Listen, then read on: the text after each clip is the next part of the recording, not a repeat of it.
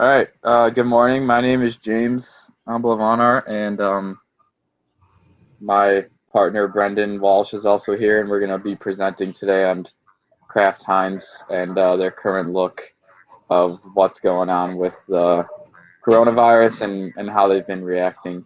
If the audience wouldn't mind just introducing themselves quick, that would be great. All right. Hi, Alex I'm Square. checking here in the You're project. watching. I'm also checking for Mitch Walton. It looks like his mic's not working.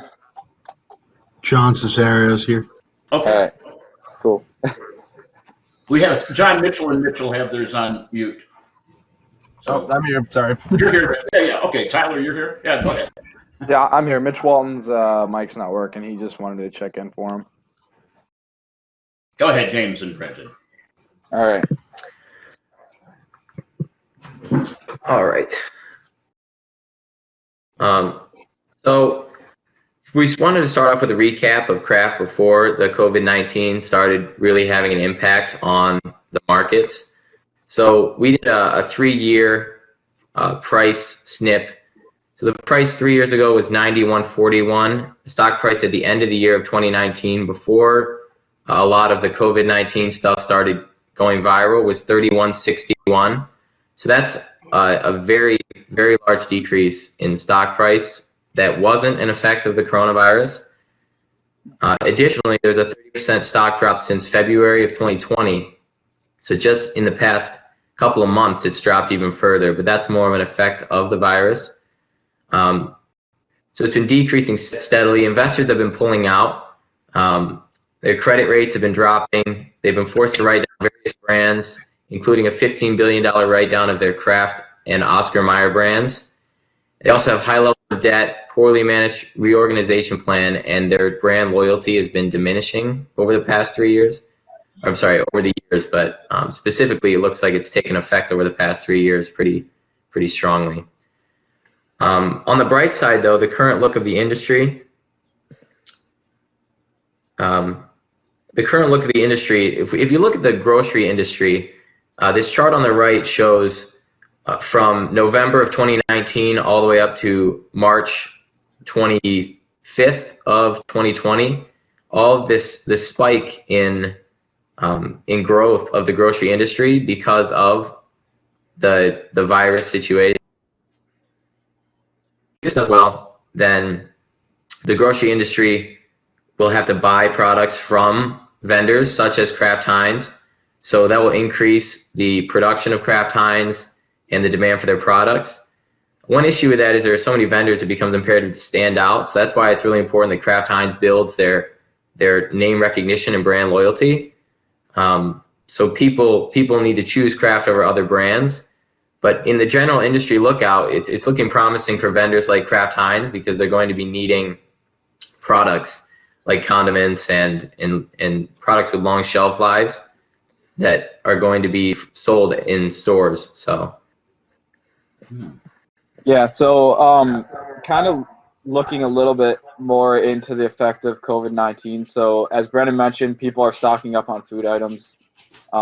As you guys know from the last presentation on Kraft Heinz, they have a lot of food lines that cover a lot of different types of foods, from meats and condiments to like Kraft mac and cheese, Philadelphia cream cheese, all these different things. So people are stocking up on those.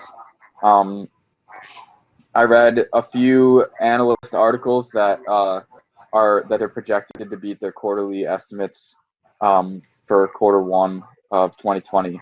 And then we'll look into this a little bit more, but companies like Hormel Foods and Campbell Soup Company are both also beating their benchmarks for the same reasons. So it's not just Kraft. And I personally know my girlfriend lives on a dairy farm, and her dad sends all of the, I think, 10,000 pounds of milk per day to the Kraft plant in their area. And he said that they've up to 3 shifts per day, so they're working even more. The Kraft plant's basically open um, a full extra shift, and they're just demanding more and more from their suppliers. So um, it's obvious that they're spiking in people buying their foods. And then Brendan mentioned the grocery stores are seeing a spike in demand, which is going to increase revenue overall.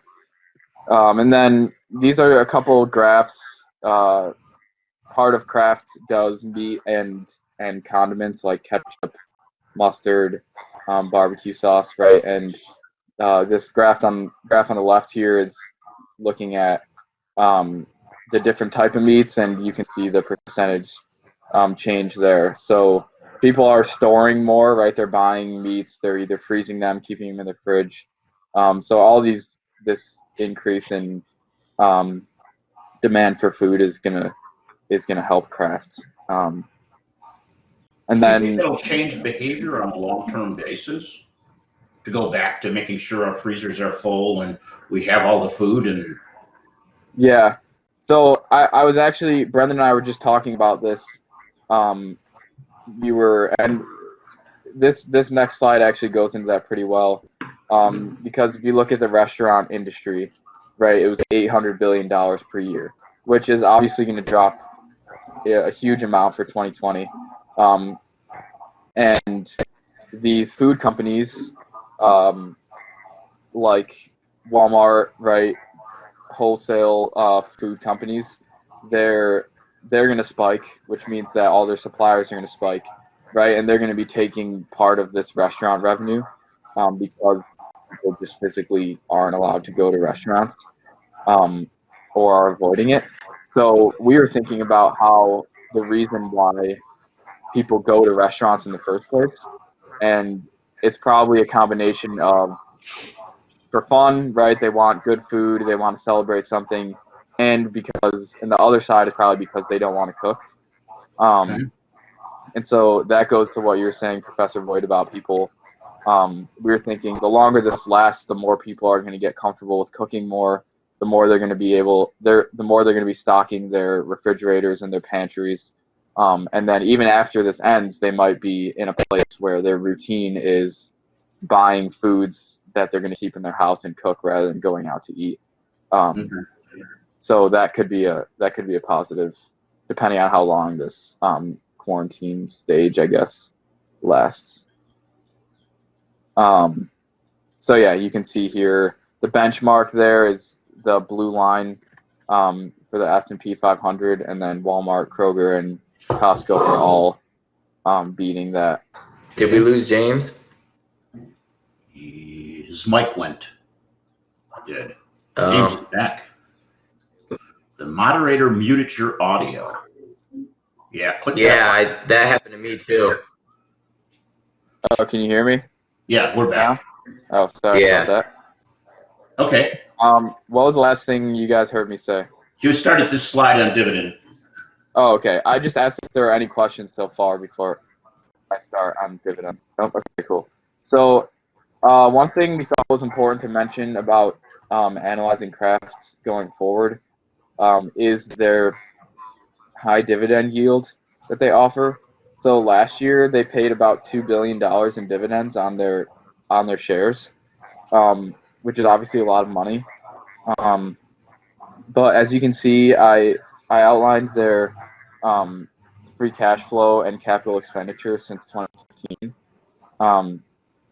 And for the most part, their free cash flow has been increasing. And you can see that their capital expenditures since 2016 has been pretty steadily decreasing. And part of the good that is going to come out of this virus is that companies like Kraft Heinz are probably going to be some of the few corporations that are going to actually see higher revenues in 2020 compared to 2019. So that free cash flow is projected to go even higher than the $2.7 billion that it was in 2019. So the plus for shareholders is that these dividends, one, are covered by free cash flow already, and will probably continue to be able to be covered by free cash flow in 2020. But it's not really as simple as that, because as everyone knows, this market right now is volatile, and we don't exactly know how Kraft is going to respond. So they could like the second to last bullet there, they could prioritize people, right, that are stocking up on food and offer some reduced prices. And they could decide to reduce their dividend in order to maybe use some of that free cash flow to deleverage even further. So it's not a guarantee that they will still continue to pay as many dividends as they have in the past, but it's looking positive in that respect.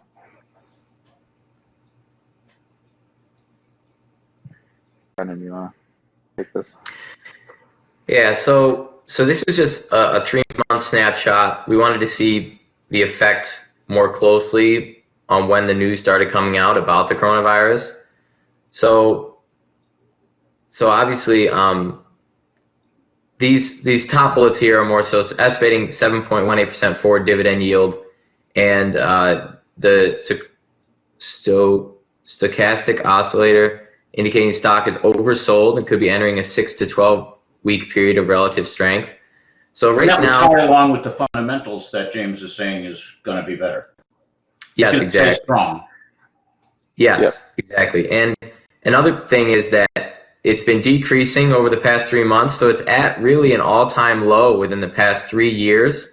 This is rock bottom for 3 years straight, or for the past 3 years. So I feel like people, if they're going to enter into Kraft Heinz, if they think that the brand is going to be positive going forward, which I think they will, then this is going to be a time when people are really going to start entering and investing in the company, because they could see, probably very positive returns, just because we really think that this coronavirus has turned things around for Kraft Heinz. They have a plan for 2020 to really invest in marketing and showcase their top priority products and get brand recognition higher. And I think that the fact that people are stocking up so much on products is going to help them to see the brand name more and more. And I think that this is really a turnaround point. The virus is kind of causing a turnaround point in the markets for Kraft Heinz. So I think that it's probably going to be a bright future in the coming months for Kraft, and we'll see if they can sustain it after this virus sort of gets under control. Even if they cut their dividend in half, it's still 3.5%, better than anything else you can get. Yeah. Yeah, exactly. Yeah. And the other thing I wanted to add to this is the drawdown on their $4 billion line of credit. So obviously some people were like a little skeptical about them drawing down on their line of credit, but one is I think Kraft probably needs it right now, and they think that because they're in a spot to generate so much more revenue this year, that this drawdown on the line of credit won't be as it won't affect them as much as if they weren't generating that revenue. And then the other thing that we have to think about is how long this will last, because we don't know. If this lasted throughout the summer, that might be a good thing for Kraft, right? But if we can get this under control in the next month or so, then that maybe doesn't leave people as much of time to develop a routine in buying these type of goods. Do you think we're going to have this all resolved in a month? I don't. No, I don't think so. I don't think within a month. I think possibly they could come out with a cure or a vaccine or something, but as far as the effects of this just dissipating, I don't see that at all, because with the reports coming out at record unemployment and record jobless claims for unemployment and things like that, and just the stock market taking a tank, interest rates are extremely low, which is another point, because I think the drawdown on the $4 billion line of credit now really isn't a bad time to take out loans, because interest rates are so incredibly low. But I don't think that this is going to clear up in the coming months. I think this is economically, I think this is going to take a lot longer to correct, just because it's going to take a while for people to become more confident in investing in the market and just for businesses to turn around from the loss of revenue during this time. So, and a consumer, it's going to take a little longer for the consumer to recover. So if you're not working and you've already reduced your expense, and say you use your credit card to fund some stuff, you're not going to come back real fast and start going out to dinner. exactly. Which could be good for Heinz. Go ahead. Could be good for Kraft Heinz. You mentioned before, if people are going to be, I think people are going to be more cost sensitive and more likely to save money once we get out of this. So that's going to limit or lessen the amount of people going out to restaurants. So that could also increase the amount of products bought from Heinz and Kraft. So that's another aspect of this situation that could be good for Kraft Heinz. Okay. Yeah, so you can see this slide. Our bottom line is that Kraft Heinz is probably going to be much more profitable in this, especially in this first quarter, if not for maybe the first half of this year, which would end their downtrend from before. There is still a risk of the dividend cut, but that's pretty low. And then looking at analyst ratings and kind of what we felt for right now, it would be kind of between a hold and a buy.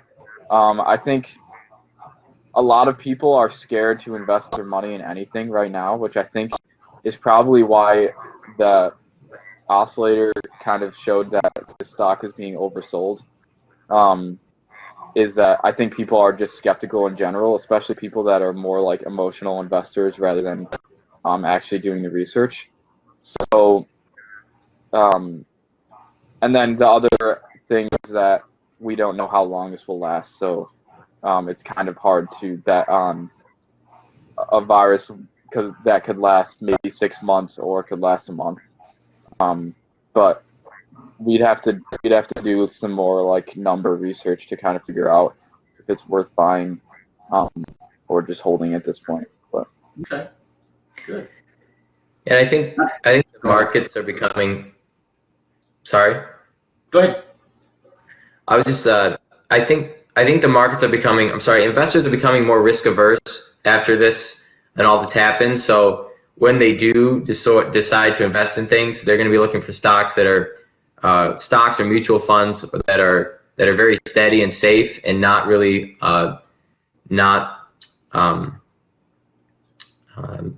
varying, or I guess the word I'm looking for is not very, I guess, unexpected.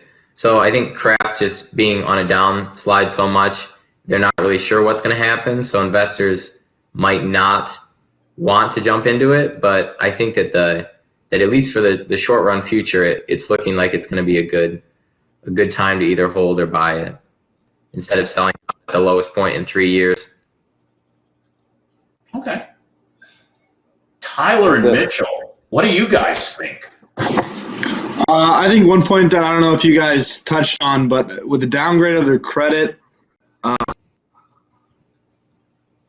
give out that high grade dividend. Is that something that they're staying loyal to their investors, or is that something that is a little irrational? Because in my point of view, it seems a little irrational to have a high yield dividend when you have a downgraded credit. yeah, so I do agree with you. I think a lot of people are wondering why they would keep their dividend at the same level when, especially if they're set to have a higher free cash flow. A lot of people would say, like, put that back into your business, do something else with it. So I think that's kind of the uncertainty that we're at right now, is we don't know what Kraft is going to do. And yeah, I think we definitely have to look into that more, especially if like we're trying to buy it, right? Is the dividend is nice for the shareholder, but in the long run, could they use that that free cash flow to I guess generate more revenue than just paying dividends? So that's a good point. I don't have a ton more to say, but yeah. Even though they might be able to cut it in half, and it's still a good return. So yeah, I think a positive thing would be for them to, yeah, like you said, cut it in half. Shareholders are still happy because they're getting dividend, but they have $1 billion or however much it would end up being to use for things that they haven't been great at in the past, like brand loyalty, and other things like that. So. Well, also, I think a point worth mentioning is that whoever is invested in the company right now, if you look at them from a portfolio standpoint, this company is probably a drag on their portfolio performance because it's been declining and declining for 3 years, and now it's at an all-time low within the past 3 years. So I think the dividends staying at a high point will just will increase the investors' positive outlook on the company. So maybe they're keeping that steady to make up for the price. I'm sorry, for the fact that their price of their stock is decreasing so steadily. Yeah, so you and could I think see it being flat. Excuse me? You could see this being not going up nor going down, just returning a dividend. Oh no, I just meant historically that their dividends have stayed so high during this could be to make up for the fact that it's been declining up to this point. I think that the stock price is going to go up in the future, but he was mentioning why do they keep their dividends so high? I think that's because it's making up for the decrease in confidence of the stock price itself. Okay. And I think the other thing I was reading, Warren Buffett was talking about how Kraft is like Brendan mentioned, a drag on his portfolio over the last 3 years. So people like him might be just looking at this as an opportunity to bump the stock up high enough so that they can sell, so they're not getting so that they're getting at least some of their money back. So that could be something to look for in the next few months of people that have owned the stock for 4 years or longer that have just watched their money go down for 4 years, might be looking just for an out, especially because I don't know how much of a high growth opportunity this will be in the long run. Like it might be high growth in the next couple months, but we're not looking at giant spikes. So we'll see. Alex, what do you think? I pose a question instead of a comment. Sure. So if you were the chief financial officer or whoever, and you have all this extra money, would you think it'd be better to put that towards investors to raise confidence, or you think it'd be better to put that towards growth to get a larger market? Well, I think that their dividends are so high as it is. I would not spend any more money putting back into investors' pockets as far as their shareholders, because they really, I mean, their dividend yield is super high as it is. So that's not really an issue with their company. So to answer your question, I would invest into the brand, into marketing, and into increasing their footprint and brand recognition around the globe. And I would especially take this time to do it because now is a great time when people are needing products like that you could hit them on an emotional side as well as an economically friendly side. So I would take that and invest in things like that instead of back into shareholders. I think that they shouldn't invest more in that in the time being. I think the good thing about there being a high dividend yield is, like I said before, is that you don't have to completely take the dividend away, so that you can still put a decent amount of money back into the company, or into the brand or something like that, without just completely cutting. Because shareholders aren't going to be happy either if they've been getting if they've been getting a large dividend payout every year and then they just get nothing. So they can reduce it, not get rid of it, and still have probably above $1 billion to put into something else. And additionally, with that, if they were, like you were saying, James, if they were to take that dividend and all of a sudden cut it, that could be the only thing keeping some investors invested in the company.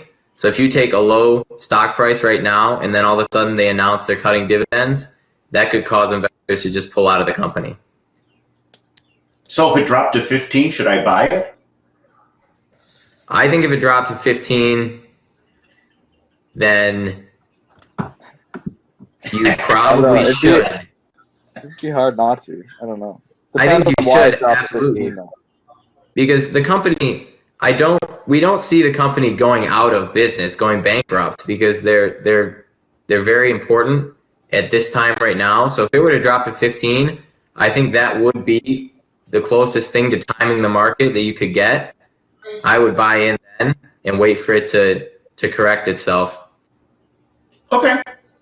John, any thoughts? It seems to me that the company forgot to keep marketing because they seem like they're forgetting that just because they're Kraft Heinz, they still need a market, and they doing the old way of thinking that when the management were kids that Kraft Heinz was the one, or Kraft and Heinz separately were the two businesses, and they're putting all their money back into investors instead of trying to get new customers, and they need to take money out of the dividends and putting it back into the company. It seems that when they're failing as a business and having 7% dividends is kind of ridiculous, and putting more money into the company to get kids back onto the Kraft Heinz wave seems necessary. And not even research and development, just marketing, just being smart with money.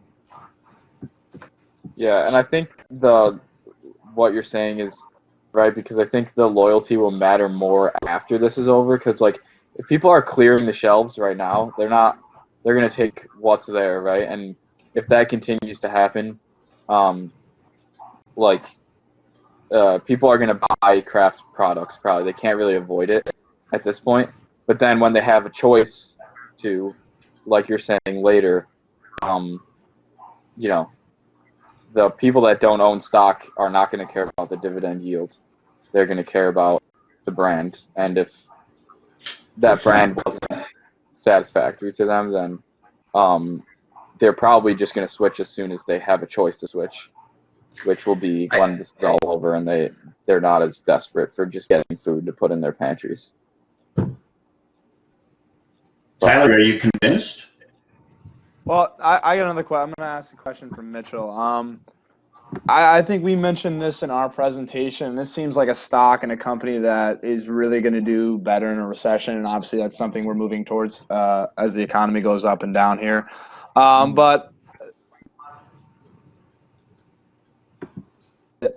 especially with the rise of companies like Whole Foods with organic, non-processed foods, and I know we've seen a lot of that move into grocery stores.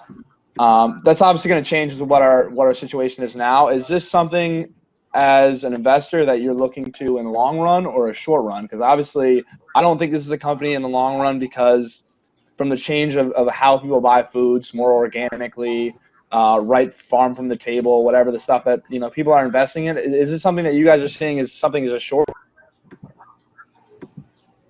Yeah. Yes, in this company for 10 years. I think I definitely think short. Yeah. I would say that. Sorry, go ahead, Brandon. No, I was just going to say I definitely agree with you. I think that consumer preferences are changing drastically, especially within the past 5 years, towards more health friendly and health conscious foods. So I think that Kraft generally this would be a short term investment.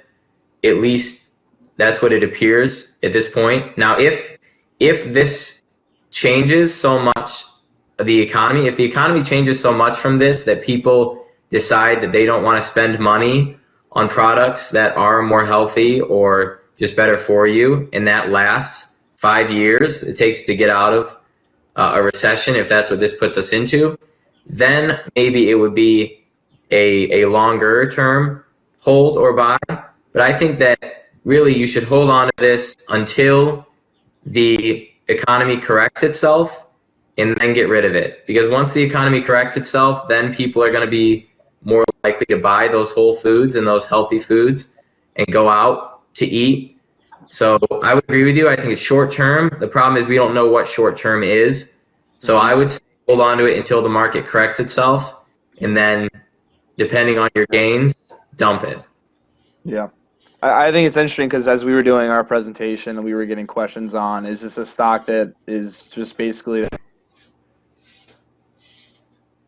obviously can do better and it's going to in good times, but I think it's a really interesting situation we're in where we were having a presentation and we were getting questions about a recession, and now here you're giving a presentation, same exact situation, and now you're saying it's a buy, which I think you're correct saying that. Yeah, and I think like there's so many factors, right? You even think about, okay, once this thing ends, is everyone going to want to go out and go to restaurants all the time because they haven't gone to restaurants in 4 months, right? Or, you know, and what Brendan said, are they going to want to go and buy more healthy foods because they've been eating mac and cheese for 2 months, right? So, like, there's that aspect of it, too. And I think from your guys' presentation, we saw, like, unless Kraft really flipped around and got things in order, just because they have this uptick of a couple months probably doesn't erase the fact that they were on a 4-year downtrend beforehand. And I'm not personally convinced that they can completely flip that around for the long term. So yeah, I would definitely say short term. Yeah, and Tyler, I was just thinking about your presentation before. I think like it's crazy how much a difference of just a month makes, because I think at the time you gave your presentation with that 3-year downspin, everything pointed to you should get out of that company. The only reason I think that we looked more towards a hold or a buy is just because we think that short term, now that we understand this virus more and what it will do to the economy, we think that it's short term, it might be worth holding or investing in. But yeah, definitely they've been on a bad path for a long time. So I completely agree.